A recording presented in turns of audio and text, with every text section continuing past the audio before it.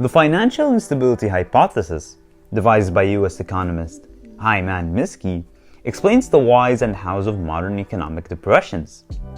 The crux of this theory is that the capitalist system we live in is inherently flawed.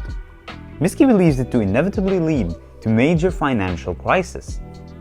Basically, as an economy enters a state of growth and prosperity, borrowers and lenders become more willing to take great risks. Banks impose more lenient lending criteria while also insisting on smaller deposits, lending bigger multiples of their incomes. This means that the banks and institutions ditch hedge borrowing, which is safe secured lending, for speculative lending and even Ponzi borrowing.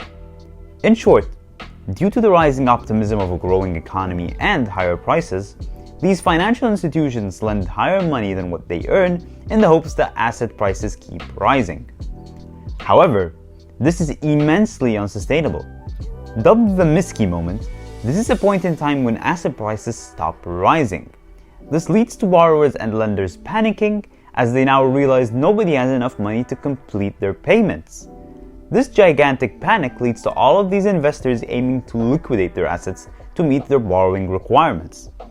Next, a huge credit crunch occurs as a result, which is a sudden reduction in the availability of money or credit from banks and other lenders. This will be followed by financial institutions becoming illiquid, and thus a financial crisis ensues. All of these events explain what happened in the Great Recession. Huge confidence in the economy had built up, and even greater risks were taken by lenders and borrowers, and housing prices were soaring until it all went crashing down. In order to avoid such a disaster occurring again, Misky believes government regulation of the market must occur. Examples of this regulation include requirements for banks to keep certain liquidity and cash reserves, strict requirements for mortgage lending, and having a strong central bank willing to act as a lender as a last resort. With all that said and done, what do you think of this theory?